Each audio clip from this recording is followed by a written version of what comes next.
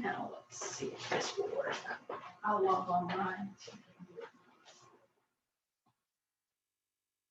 So I'm just going to start, for those of you who don't know, which most of you probably do, with a quick book synopsis.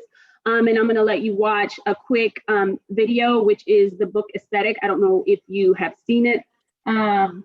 Because of the pandemic and all that, I didn't do a trailer for this book, but I just put together something very homemade just to kind of give you the aesthetic for the book. So the name of the book is To the Moon and Back. It is a psychological horror novel, and the synopsis is: Simone, a near perfect mommy, lost her family to the Sandman 23 years ago. Now the beast is back for her children and their eyes, but there is nothing she won't do to save them from his eternal sleep. So I'm gonna play the book aesthetic really quick so that y'all can take a look at that.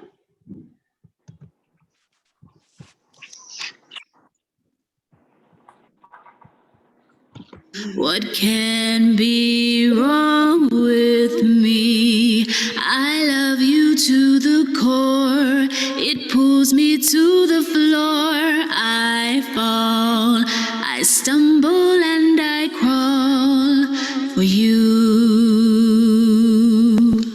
Hush, little baby, don't you cry. Here comes the Sandman, close your eyes.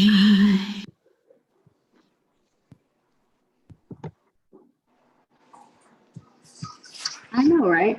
Okay, so that's that. It just kind of gives you a little idea of, just kind of gives you the feels for the book. Also, for whatever reason, my mouse pad decided to stop working. Like, I can move it, but I can't press it. So it might take me a few more minutes to do things that would usually be rather quick. So please just bear with me on that. Okay, so I chose this theme that's kind of like a baby shower theme, and told you guys to like have your glass of champagne, because I went to a friend's baby shower a few years ago, and the little parting gift was like a bottle of champagne, and they said like, you know, we'll let you know when baby such and such arrives. Please toast with us when he gets here. And I thought that was so cute. And the birth of this book has been many, many years coming, just because when I started this book, I was trying to get pregnant at the time, and I did. And so between being pregnant and motherhood, it took me a lot longer to finally birth this book than it normally would have. And then it also goes along with the theme of the book. The major theme of the book is highlighting some of the unique horrors that Black mothers go through in pregnancy, birth, and motherhood. So it all just kind of went together. If you haven't already, I created a cover song, which was on the video, as well as a playlist to go as a companion to the book for you guys to use. And I'm going to post the links to that. And then also I have a Pinterest page, and I use the Pinterest page like while I'm writing the book, just to kind of give my writing some visual texture. And I also shared that so that you could go and check that out. And it's just like another aspect for you to look at while you're reading the book. So I'm going to do a giveaway. I'm going to be giving away a $25 Amazon gift card. You will need to have your book to participate in that giveaway. So make sure you have that out.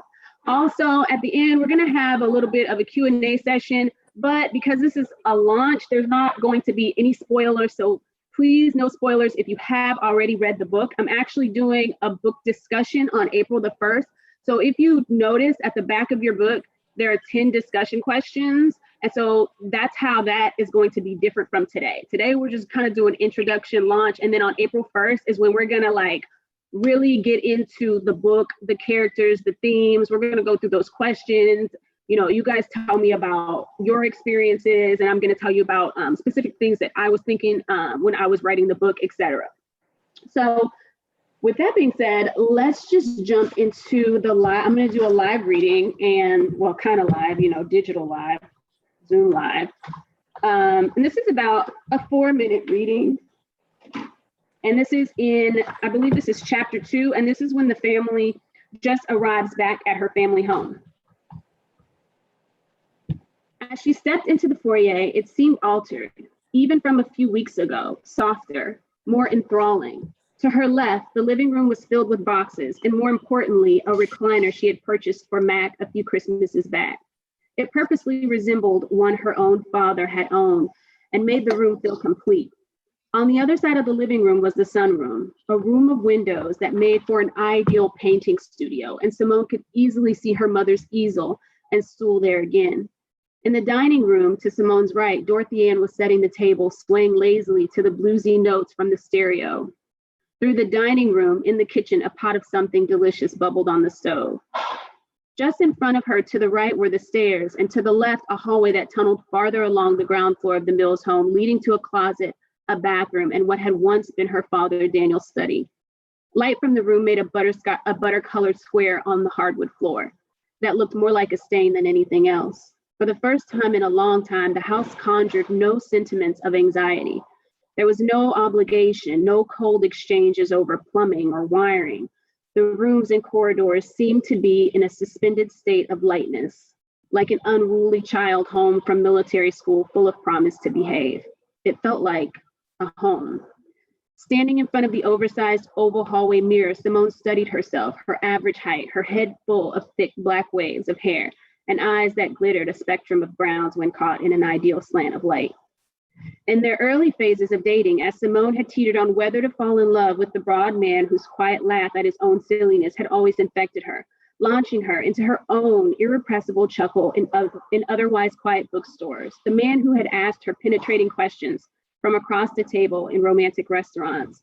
It was the eyes that were decisive, not his, as beautiful as they were, but her own. Mac had insisted he would marry her, if for no other reason than he wanted his children to have those eyes, her eyes. Turning to view her profile in the mirror, she pulled her loose shirt snug against her belly so that she could survey its growth. There was a crash on the second floor, and Simone turned to the landing at the top of the stairs. She gasped at the sight of her sister Ella, who cradled baby Charlie in his arms. In Ella's face, a smile began to bloom just before her features drew back in fear, as snarling, salivating breaths erupted from the vast darkness at Ella's back. "You're not real," Simone murmured, closing her eyes and reopening them to discover a place she barely recognized. The room disintegrated into decay. Memories of the good times receded into the decrepit darkness that spread over the home like mold, slowing her mother's mournful music to a dreadful crawl. It wasn't real. None of it was real. She knew. But she had to touch it. The pulsating black sludge that covered the banister reached to her almost as much as she stretched her hand to it. Only inches from the oddity. She shook when she felt someone grab her from behind. Turning, she found herself securely wrapped in her husband's arms. Returned to her home in its expected state. The banister was clean, and the landing at the top of the stairs was empty, except for the sunlight that poured into the hallway from the bedroom windows. Aaliyah and Jada appeared briefly, lost in giggles as they galloped from one side of the upstairs through the landing to the other side, exploring each new corner, the sound like bells driving out the darkness. "Mom," Aaliyah called, "there's a hole in the floor." "What?" Mac shouted. "Where?" He started for the stairs. "In the hallway closet." Simone grabbed her husband's hand with a gentle squeeze. "It's the laundry chute." Mac exhaled before marching back out the door to grab the last of the boxes from the moving truck. "The what?" Jada sang. "The laundry chute. You put your dirty clothes in there and they fall into the basement near the washer and dryer." The girls engaged in some excited exchange over the domestic culinary before chasing one another down the stairs and through the dining room. "No running," Simone commanded, but it was too late. The girls had blown through the kitchen, leaving only the resounding clang of the back screen door in their wake. Mac barreled through the front door with an oversized box labeled kitchen in black permanent marker, and Simone trailed to start unpacking what he brought in, at least what they needed to eat. "Mom," Aaliyah screamed from the backyard, her panic-ridden voice piercing a stake of ghastly maternal intuition through Simone. "Aaliyah?" Simone yelled as she galloped through the back door with Mac close behind. In deep silence, both girls stood in the center of the lawn, staring at the back of the house. Slowly approaching them, Simone and Mac turned to follow their daughter's gazes. The back wall of their home had been spray painted with towering red letters that read, "Stay away, Sandman." "Go inside, girls," Simone instructed. Who's Sandman? Jada asked, still rooted in place. Go. The tone of Mac's voice warned the girls that they were rapidly wearing out their margin of acceptable rebellion. As the girls scrambled inside, Mac put his arm around his wife, pulled her close, and pressed his soft lips to her temple. Welcome home, Simone thought. And that's the end of chapter 2. Okay, so before I move on, I actually do have questions because this is very interesting to me. When I was growing up, like I was always told stories about the Sandman. Like, is that a regional thing? Does anybody remember being told stories about the Sandman? Or is it just me? Okay, I guess. I mean, we had different, like in Latin households, we had different like boogeymans. The boogeyman is always like a present thing, but I think it varies by, like you said, region and culture. Sorry. So it wasn't like precisely the Sandman. Just like, okay. So I was always told that the Sandman was like, you remember that song, Mr. Sandman, blah, blah, blah. Okay. So I was always told like the Sandman comes when you can't sleep and he sprinkles sand in your eyes to help you go to sleep and like all that good stuff. Yeah. So when I was writing this story, this is like not exactly how the story started. It started as something different and I wanted to incorporate fairy tale. And then this Sandman idea came to me. And even though it was never like a boogeyman, like I always knew like in my head, I'm like, this is creepy. Like that doesn't really make any sense. Some weird man who comes and blah, blah, blah. So I just turned him into like a monster with like razor sharp sand who takes your eyes and seems to work. So anywho, the inspiration for this story, okay, so when, like I said, when I started writing this story, I was trying to get pregnant at the time. And whenever I start writing a new story, like I always ask myself, what is scary to me right now? Like what do I think is scary? That's the point that I start from, because obviously I want my reader to be scared. That's the whole reason why they're reading a horror book. Please go. Okay, all right. So that's the reason why I write horror in the first place. So when I started reading about, I'm not going to live beyond my means. Living in this, I've seen a lot.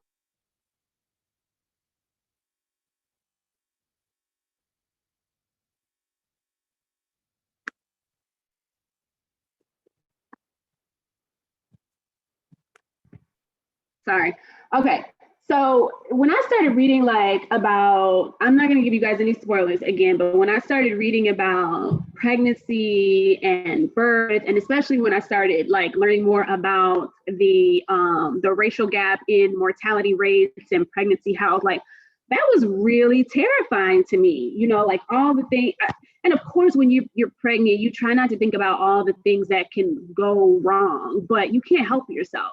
You know, and especially like for somebody like me, I have anxiety. Like it was just like my mind was just racing all the time. What if this? What if that? What if this? And you know, it's a lot. Like I really don't. I mean, because people have babies every day. People get pregnant every day. I don't think that people realize still what it can be traumatic. It can be tough and it can be traumatic. And so that's kind of what I wanted to bring to light with this book. And especially highlight some of the racial aspects of that.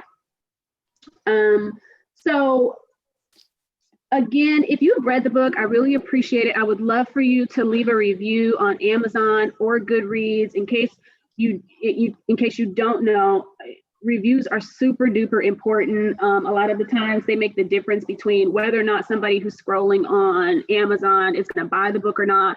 There's a lot of theories about Amazon's algorithm, and a lot of people think that so many, once you hit 50 reviews, it triggers an algorithm that'll put your books in front of more people. So if you have read the book, if you've read any of my books and you haven't left a review, please go leave a review. I super appreciate that.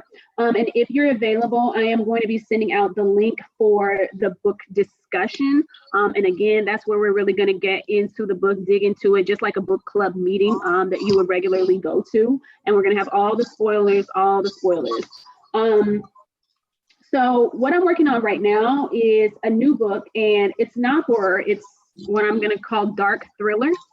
And it's still going to have like, it's still dark. There's still, you know, murders happening and that kind of thing, but there aren't any paranormal aspects as you usually see in traditional horror. It's like more reality based. And right now that work is currently titled Lies in the Water. So the synopsis is Dahlia Dixon's life is finally moving in a positive direction. After marrying her rich and handsome boss, she is whisked away to his beautiful lake house. The problem, his previous wife who drowned in that lake is still hauntingly present. After a mysterious car runs Dahlia off the road and she learns that yet another woman disappeared on the lake, she realizes that she is in someone's crosshair. Can she uncover what secrets dwell in the water before she herself is dragged beneath its glassy surface? And so I'm hoping to have that book out by summer 2021. So definitely be on the lookout for that. And before I close and before we do the giveaway, does anybody have any questions?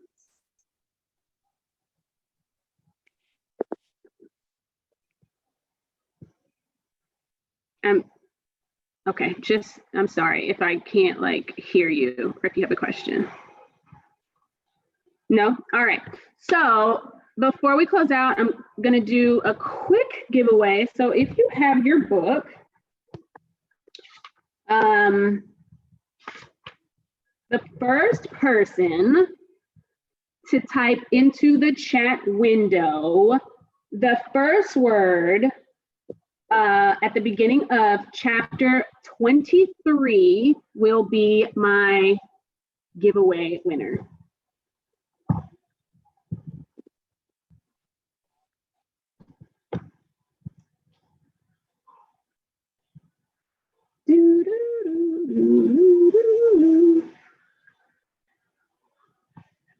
And we have a winner.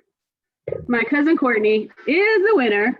So I think I have your email. I think I have it on the family email, and I will send it to, I'm sorry, teacher, you're a little late. Gotta be quicker than that. Okay.